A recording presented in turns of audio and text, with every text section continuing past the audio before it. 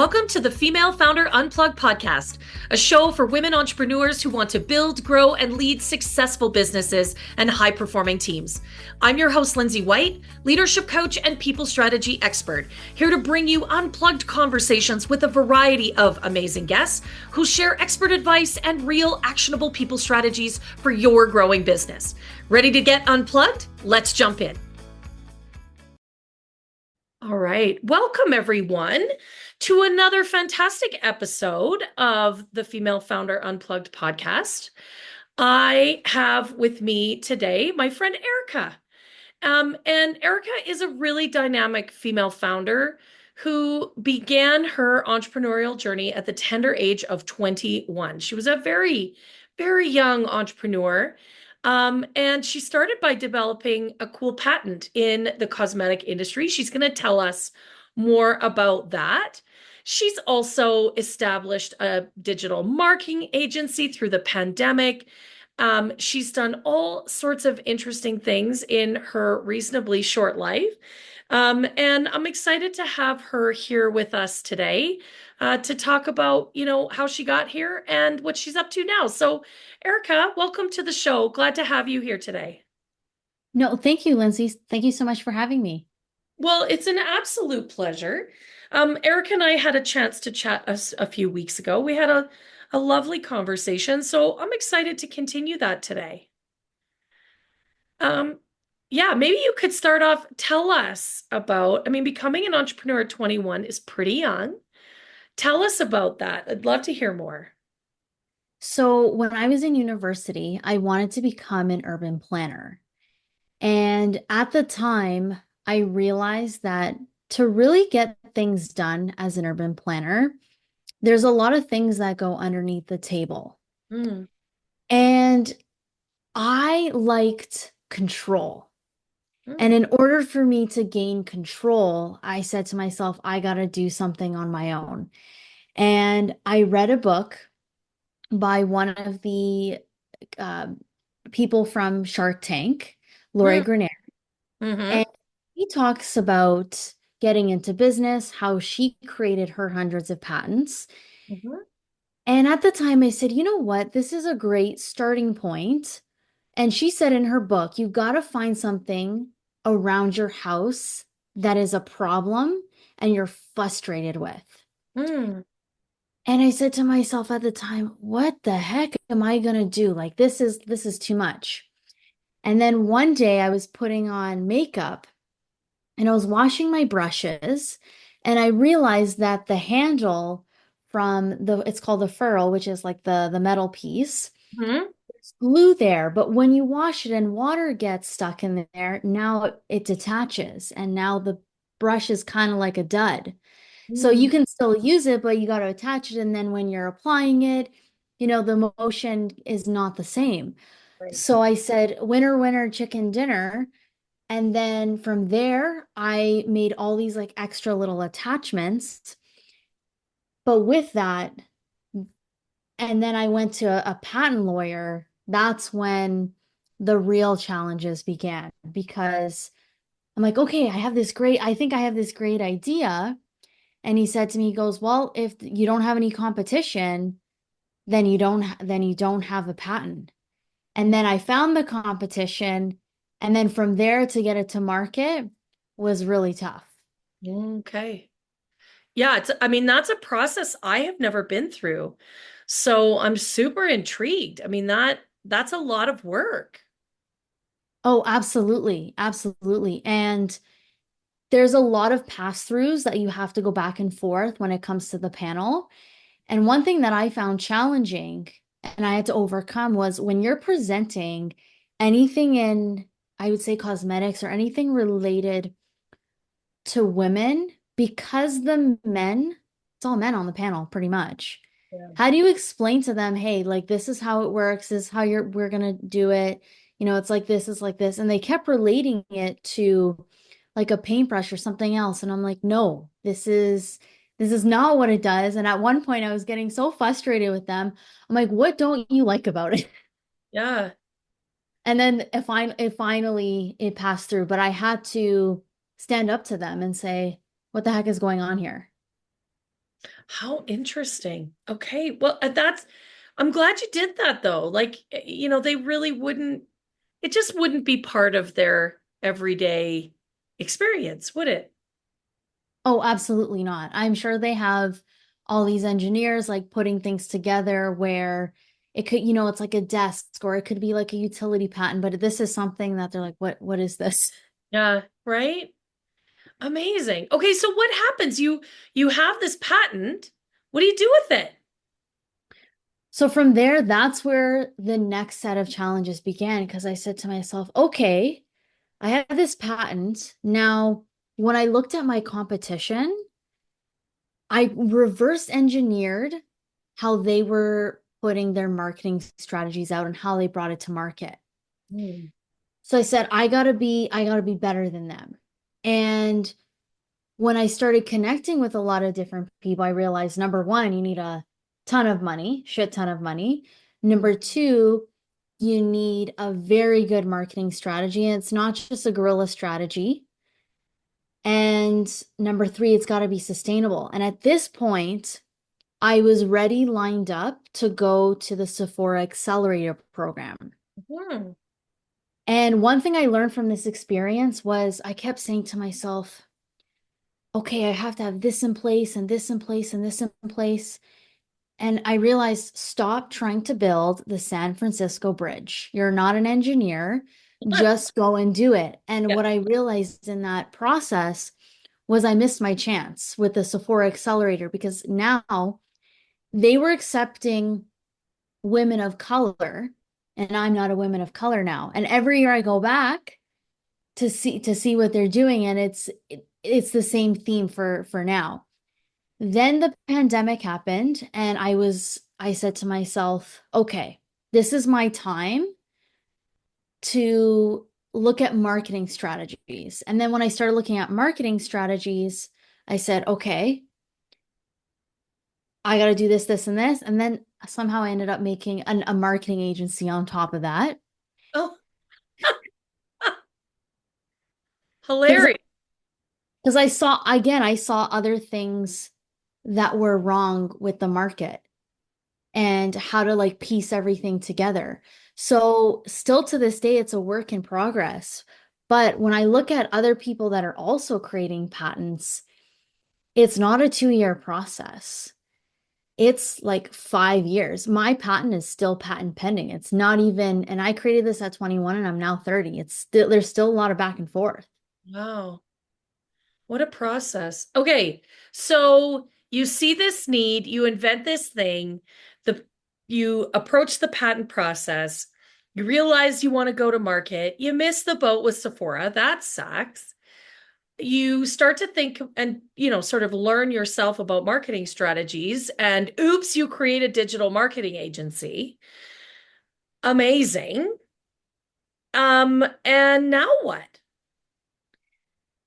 So I still have the digital marketing agency, of course, where I focus on social, email, we do web development. Then what I realized in there and where some of then I guess you can say like new challenges emerged Yeah. that now I know even when I finally get the patent ready to market, it's like another big wave just came over and it's like that next step where you're like, okay, I screwed up, I know what to do. So when I started with the marketing agency, like I figured out I'm like, oh, perfect. Like I'm good with social. This is great. Pandemic is happening. I'm gonna be home. This and this works. I'm gonna get all of these clients. And then what I realize is there's when you have to start scaling, you need people on your team. Yes. And I hired the wrong people. And at the time, I was a terrible leader. Oh, that's too bad. You know Yeah. what? It's too bad, but I learned. And I'm glad I made the mistake because so what happened is I went to Humber College, now called Humber Polytechnic. And I said to my professor, I said, do you have any good students that are willing to learn? And, I'll put them on a couple of clients. Yeah. And I gave them like courses. I gave like everything that I did Yeah. to get to my result that I got, I gave it to them. And I said, here, knock yourself out. Here's all the training. But what I realized at the time is that number one, they weren't willing to learn all that extra stuff. Hmm. Number two, when you get, let's say, someone in social media, they're not a photographer, they don't know SEO, Right. they're not sometimes they're not graphic designers, they're more like a strategy person. Right. And then from there, I realized, okay, that like and then I felt like I failed. I was like, okay, like what can I do? Like what can I do? How can I get that? And I even asked them, like, listen, this is my first time doing this. You Yeah. know, how can I really, how can I support you? And from there, what I realized is that don't hire just one person. Hire an entire team for a particular part. And if you can't hire, let's say, people full time, hire outside. Hire a white label team. They do this all day long. And once I figured that piece, I exploded because then I could say, "Hey, Lindsay, here's your team. I need you to do this, this, and this." And I know that you can do it because you've done it over and over again. Yeah. Right. Exactly.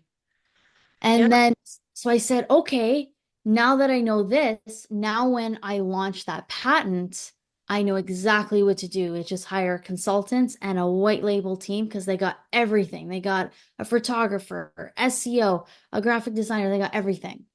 Yeah. I love that. I love that this has sort of all been in preparation, but I think you make a really great point. And let me just acknowledge Erika, first of all, to admit on a podcast that's going to be published that, you didn't hire the right people and that you weren't a very good leader. I mean, that's a very authentic, very vulnerable admission. Thank you for sharing that you didn't get it right. And I mean, I work with female entrepreneurs all the time. And I think that that happens quite a bit, because the truth is, you don't go into business wanting to be a leader. You don't go into business thinking you're going to have to recruit a team. That's not actually the skill set. That the skill set is designing the patent. The skill set is, creating the marketing and promotional strategy. It's not recruitment, hiring, and leadership. And so I think a lot of women bump into that very same problem, especially as they're really starting to build a business and one that they're often very passionate about. So thank you. I appreciate you sharing that with us. Oh, absolutely, absolutely. And for those that are listening as well, you're gonna fail at some point. There, everything is not always smooth. And even though when you fail, fail means first attempt at learning. Like you, Yeah, once you right? figure that one piece, Yeah, it can only go up from there. totally. Totally. And what I will add, you said it, go out and find the team. And when we think about marketing, I hear this from my marketing friends all the time. When we think about marketing, we think that it's like a one-stop shop. But no, people inside of that marketing umbrella have different skill sets. You said it. Some are graphic designers, some are photographers, SEO, website design, copyright. Like there are a variety of skills inside of that. Not everybody is good at all of those things. I would tell you that it's the same when you go to recruit your team. Go and find the expert that can help you do it the right way. Spend a little time doing your research. What is the right way to hire the right who do you actually need? Spend a little time thinking about, oh, wait a minute, I do need a photographer, and they might have some design background. That makes sense. That might go together. But they're probably not going to be an SEO expert at the same time. Those two skill sets are very different. Like it's in your best interest to spend a little time being thoughtful about some of those things. And so I love the way you took the experience and you really have learned from it, Erika.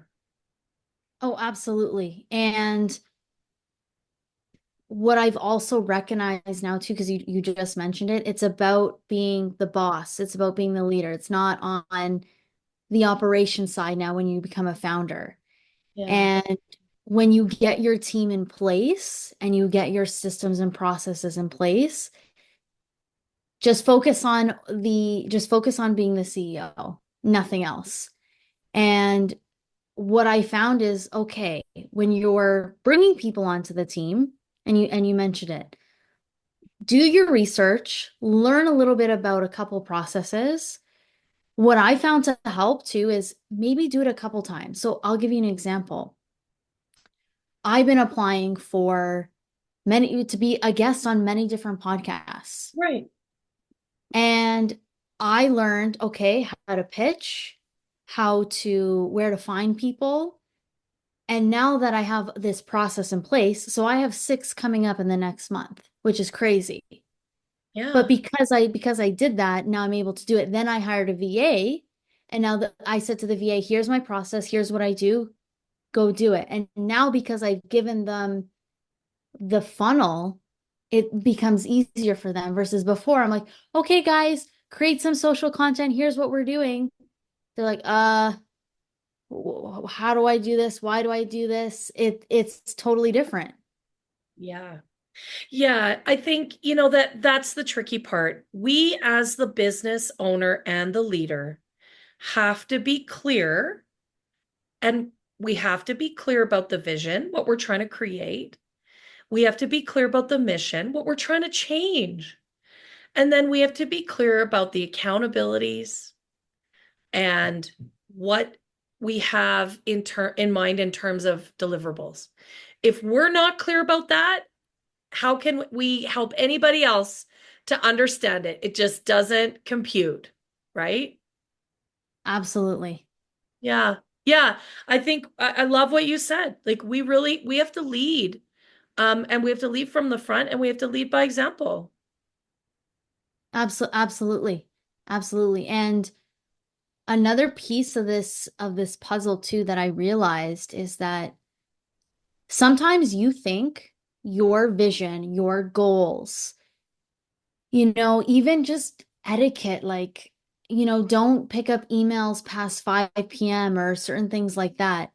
Mm. Having those boundaries set in place also changed the game and also helping people understand when you're available, when you're not available, um, and what your capacity is as well. Yeah, totally. Yeah, totally. I mean, I think that we have to be clear about our own capacity. That's where women, really get into that space of burnout, where we are not very clear about what we want to create in terms of our work and life blend. Oh yeah. So here's a story for you. So when I started the agency, so I was working for two companies at the time, like just part-time. And I said to myself, you know what? I'm gonna do this because right now it's the pandemic and all I'm doing is sitting at home and making bread and talking to a few friends on Zoom because you really couldn't go anywhere. So I said, you Right. know what? This is my time. I'm gonna do this, this, and this. And I just remember saying to myself, like, just push harder, just push harder. It's like the gym, you gotta 1% better every day, like go, go, go, go, go. And I remember one Friday, I got up and I felt like crap. And I said, you know what? It's okay. It's the weekend. Like, that's it. I couldn't, by the end of the day, I couldn't move my eyes left to right. So I was like, I need a nap. Wow. I woke up and I was drenched, like completely sweating. And I was like, oh, I have the flu, whatever. 2 days go by and I'm like, no, like something's wrong. Like I need to go to the hospital. I ended up finding out that I had mono. Oh no. It took, they're like, oh yeah, it's gonna take you about 2 months to recover from this. And I'm like, 2 months. And I'm like, I have so many things I need to do. Yeah. And it ended up being 6 months. And I learned a very valuable lesson from that, which is when your body says no, just stop. And yes, you can accomplish something, but it's going to take time. And it's okay if you can't finish something today. And it comes with that work-life balance. Here's work, here's life, make time for life. Yeah. Yeah, it is the truth that the body keeps the score. And when we are overdoing it and we redline for too long, our body is keeping track. And if we are not thoughtful about how we care for ourselves and how we create a blend and work of life that is meaningful and honors our values, our body will make us stop. It will make us take stock. And that's where you get sick. That's where, I mean, we hear about women every day that get into that space of burnout, the exhaustion, the overwhelm, just the lack of creativity, right? And it is deeply impactful to our business, but it also is deeply impactful. Then we can't go and enjoy those things in our personal life. So I think you're right. Yeah, you really have to listen very carefully, or that's where you do get yourself into a lot of trouble. Oh, absolutely. Like even in my personal life, I would try to walk, let's say from where I'm standing to the end of the street. And I at one point I couldn't even do that. Mono's terrible. Mono is really, I've had that experience. And for those of you that haven't, when you get mononucleosis, when you get mono, it zaps your energy. You are absolutely exhausted all the time. It feels like you can never really recharge your batteries. And you sleep. You're like a house cat. You just sleep all day because your body is just in shutdown mode. And now, of course, that's very different than when we talk about being in burnout. And burnout is a state of hyper anxiety, right? So the two things are different, but both come from a place where we've overdone it, where we've not listened, where we have not been able to step away and disconnect in a meaningful way and get a reset. And so that is actually really, really tough. That's really tough. Oh, absolutely. So it Yeah. was an experience. And now when I feel it, I'm like, all right, stop. Yeah. That's it. Go do something else. Yeah. Yeah, no, but I think, that I guess if nothing else, it's a really painful but a really valuable lesson, which is when do I need to rest? Right? And I think that's a question that's hard to answer if you haven't been through a situation like that. I just have struggled this summer with like menopause issues that resulted in some mono-like exhaustion levels. And it made me really recalibrate. Okay, how do I need to pay attention? What's my body telling me? When do I need rest? So it's a hard lesson to learn, my friend. And you got it pretty early in your career. I did, but it gave me that lesson a little bit too early. I was hoping for a midlife crisis, not a Ah, quarter life crisis. yeah, right? Totally. Totally. I get that. I want to transition a little bit because I know we wanted to talk today about, a topic that I think it's really present for a lot of female founders, and that really is about gaining confidence. And how do we build that confidence for ourselves? How do we stop sort of that trash talk that's in our head, that saboteur conversation?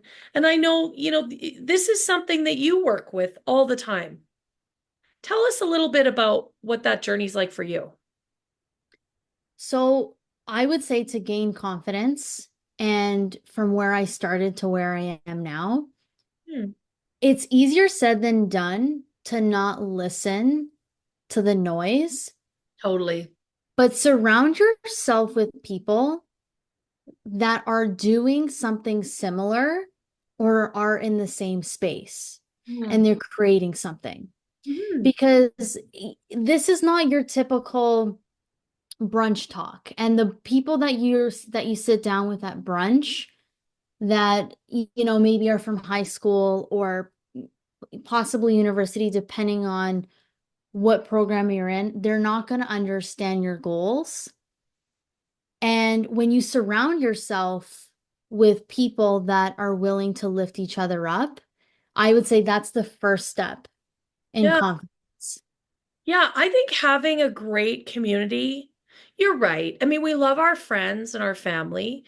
Um, but if they're not entrepreneurs themselves, they don't completely understand. So you got to have a community filled with entrepreneurial people who they don't have to have the same business that you do, but certainly, and you want to have a variety. Maybe some are a little bit further ahead, some are a little behind, but that, yeah, that you can talk to and they will understand and you can feel connected because it can be a little isolating being an entrepreneur, right? Like I find that. I don't know about you, Erica, but you got to have those people. Absolutely, because they're going to understand that Friday night, especially if you're young, you're not going to a nightclub. You're not going to so and so's birthday.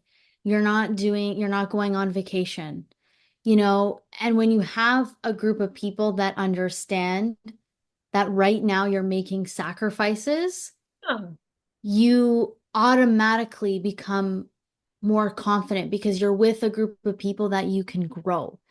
The yeah. other thing I would say too, like when I first started my patent and to be honest, the other business was what's the worst that can happen? Yeah, right?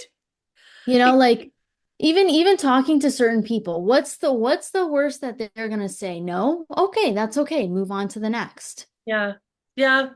You know what? I love that. I use that a lot with my coaching clients, especially when they get in the space of real anxiety and worry and they're catastrophizing and actually pausing to think about what is the worst that could happen.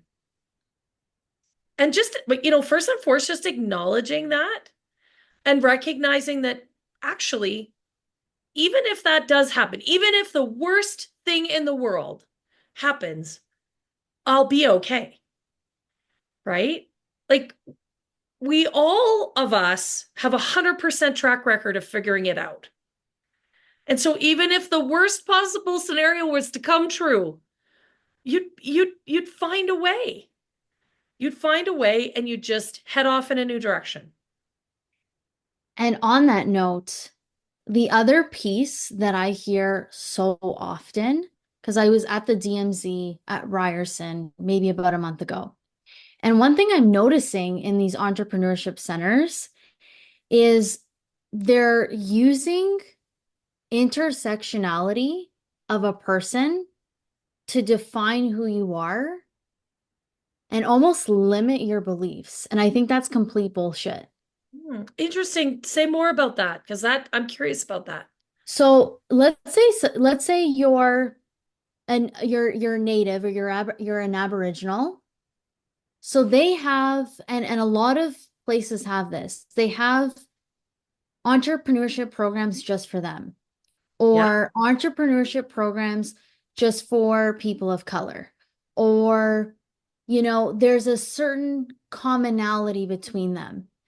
And I think that's great because it says, hey, you know what? You can do this, but also you're limiting yourself. You're basically saying, "Oh, I'm having these struggles and I'm going to connect with these people that are also having these struggles." And it's like if you just made let's say like a program or a place where everyone can go, it doesn't label you.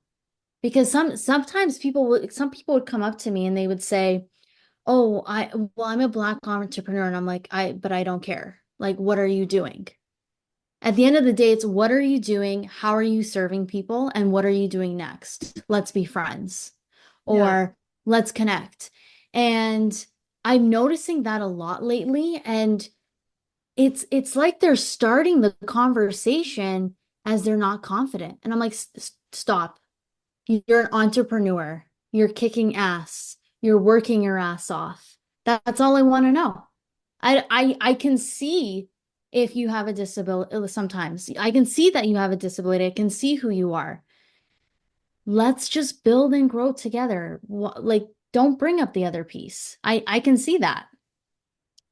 Yeah, I think, I mean, I appreciate what you're saying, but I want to clarify because I think those programs in particular that are around supporting Indigenous people or people of color in starting their own entrepreneurial journey, those are designed to help remove some barriers.